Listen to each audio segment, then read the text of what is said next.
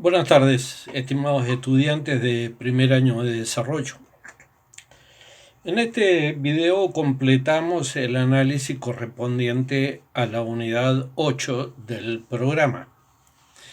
En el PowerPoint y en el Word, para aquellos que no tienen acceso a verlo por la clase por el PowerPoint, en ellos he hecho un análisis histórico-estructural del sistema mundial desde el fin de la Segunda Guerra Mundial hasta el presente.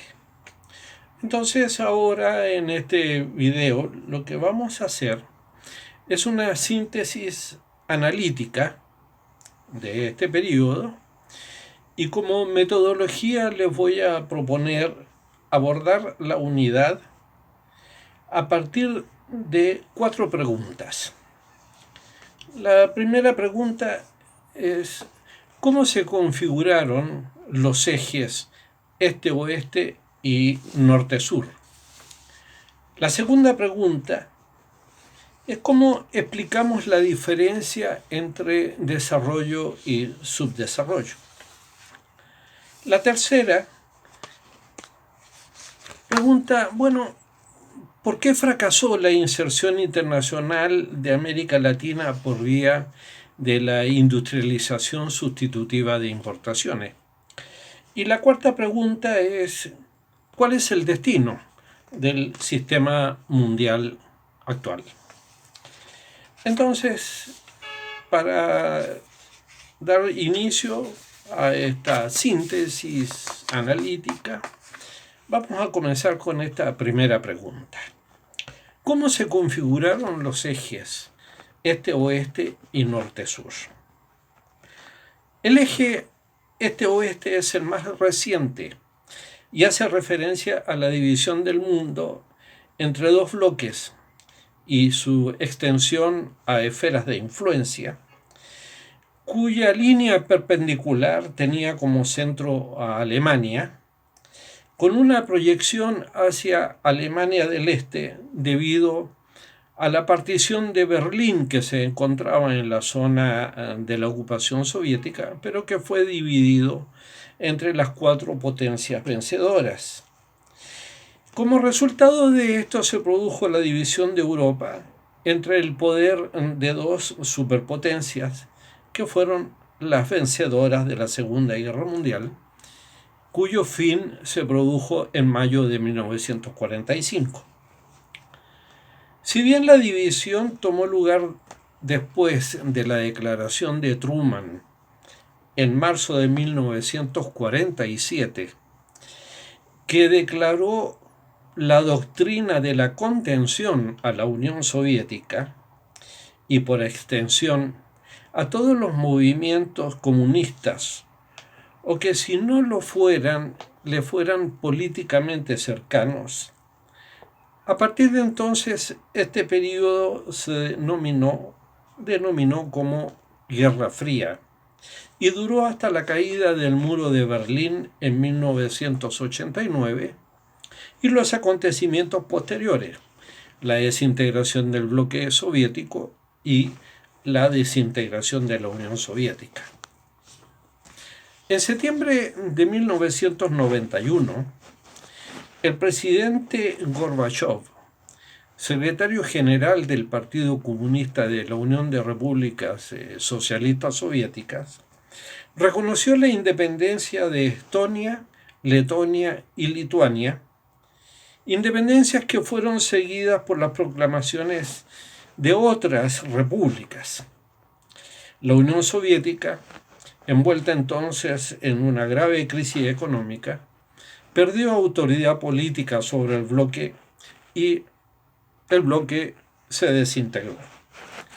Y el 8 de diciembre de 1991, Gorbachov anunció la disolución de la Unión Soviética. Y aquí termina este ciclo que comenzó formalmente por la ocupación de las tropas en 1945, desde el punto de vista de las definiciones políticas con la doctrina de la contención en 1947 y que finalizó entonces en 1989 y la superpotencia se desintegró en 1991. En cambio, el eje norte-sur, que con el tiempo ha coexistido en su denominación como la fractura desarrollo-subdesarrollo, o siguiendo la morfología de Raúl Prebisch, la división entre centro y periferia, tiene su origen en las distintas etapas por las cuales transcurrió el sistema internacional, comenzando por la colonización y conquista, desde el fin del siglo XV, el siglo XVI y el siglo XVII, la internacionalización producto de la revolución industrial y el nuevo imperialismo en el siglo XIX, y el proceso de descolonización con posterioridad a la Segunda Guerra Mundial.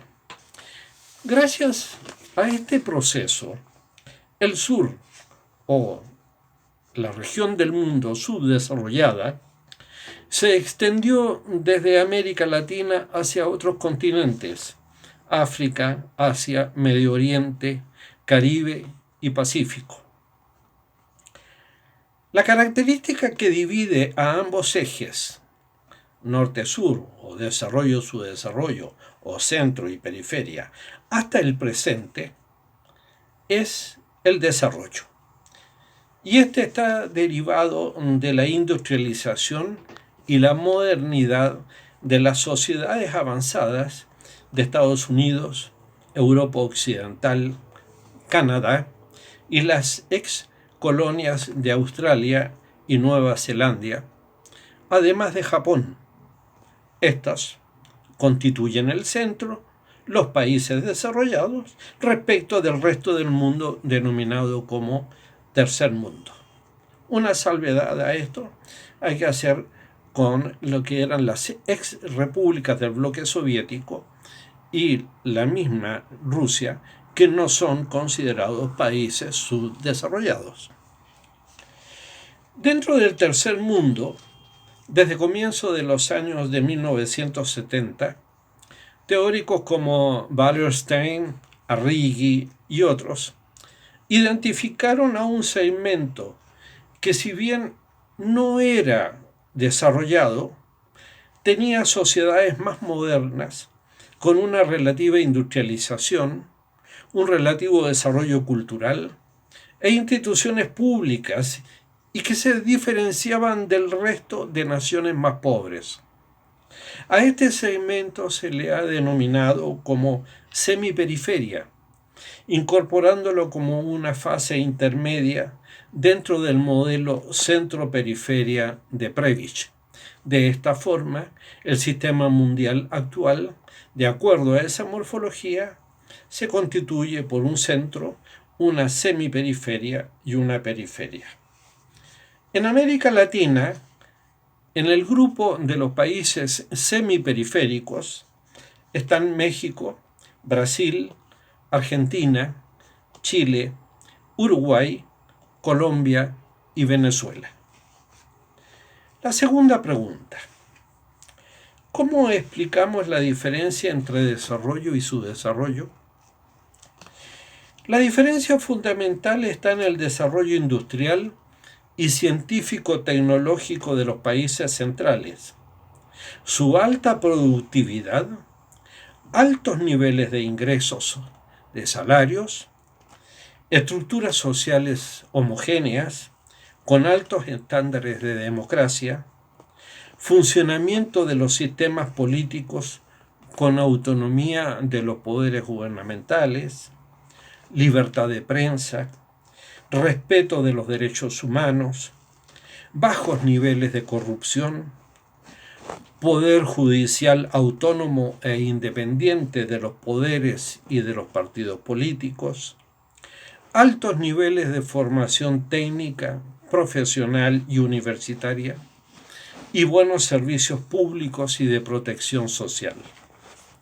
En cambio, los países en desarrollo o subdesarrollados tienen niveles muy heterogéneos en relación a las estructuras sociales y mucha desigualdad en la distribución de la riqueza, diferencias muy grandes en los salarios.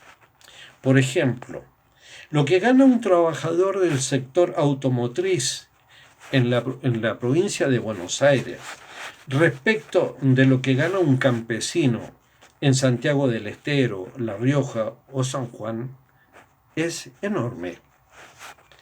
Deficientes sistemas democráticos, alta corrupción, aun cuando no en todos los países. Por ejemplo, en América Latina, Chile y Uruguay tienen niveles de corrupción muy bajos, similares a la de los países europeos. Poderes judiciales permeables a la corrupción y a la influencia política, y bajos niveles de calidad de los servicios públicos y de protección social. En los países subdesarrollados, la productividad es baja y muy heterogénea. Por ejemplo, la productividad de la ciudad de Buenos Aires debe ser más del doble de la productividad de las provincias del noroeste o del noreste. Los países subdesarrollados poseen un desarrollo industrial débil que no tiene competitividad para ganar espacios en el mercado internacional, y los sectores dinámicos con alta productividad en general son propiedad de grandes corporaciones o empresas extranjeras como las automovilísticas, las farmacéuticas, las electrónicas y otras. La tercera pregunta: ¿por qué fracasó la inserción internacional de América Latina por vía de la industrialización sustitutiva de importaciones? La industrialización sustitutiva de importaciones fue una buena estrategia y contribuyó mucho al desarrollo de los países y a los procesos de integración. Pero su debilidad y fracaso no fue la concepción en sí, sino la falta de innovación técnica y la incorporación permanente de desarrollos tecnológicos. La razón es que la ganancia que producía la venta de la producción en mercados cerrados, cautivos por las políticas proteccionistas, se dirigía a las clases empresarias, cuyo destino es el lujo, la fuga de capitales y el consumo suntuario. Pero esa productividad, esa renta, nunca se dirigió a modernizar la estructura industrial. Por tanto, nunca pudo exportar y nunca incorporó dólares al ingreso nacional. El problema es que la producción industrial siempre necesita bienes intermedios que forman parte de las cadenas de insumos del bien final o del producto final. Y esos bienes o insumos que no se producen en el país deben ser importados y pagados en dólares. El problema es que la industria latinoamericana nunca proveyó esos dólares. Por lo tanto, esos dólares debieron extraerse de la renta de otros productos de exportación, como por ejemplo los productos agrícolas, los alimentos, los productos básicos y otros productos primarios. La consecuencia entonces es que para mantener la rentabilidad de esas exportaciones, que eran las que proveían los dólares, se debían diferenciar en términos de mucha desigualdad los salarios entre los distintos sectores de trabajadores. Ahora, ¿por qué fue posible esto?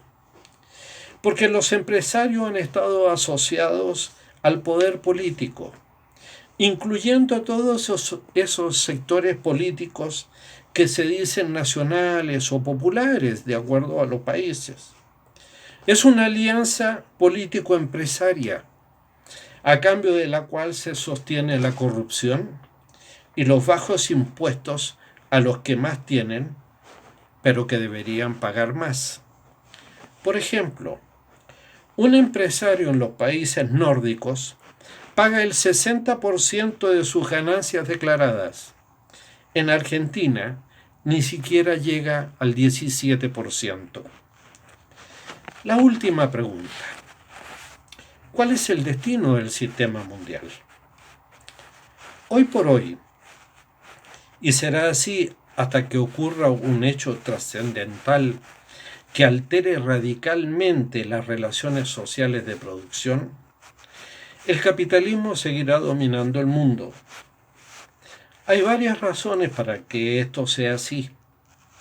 Una de esas razones es que el capitalismo ha demostrado a través de la historia tener una extraordinaria capacidad para enfrentar y remontar sus propias crisis.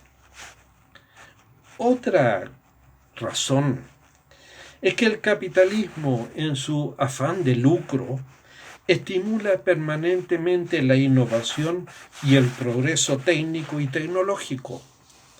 Lo vemos, por ejemplo, con los celulares. Ustedes mismos pueden comprobar la capacidad y funciones de un celular modelo actual con el celular que tenían hace 10 años. También lo vemos en la búsqueda de vacunas contra el COVID. Las vacunas, por ejemplo, contra la poliomielitis o el sarampión, demoraron entre 15 y 20 años de investigación y desarrollos entre el inicio de la investigación y el resultado final. Sin embargo, hoy, por ejemplo, vamos a tener vacunas contra el COVID en menos de 2 años.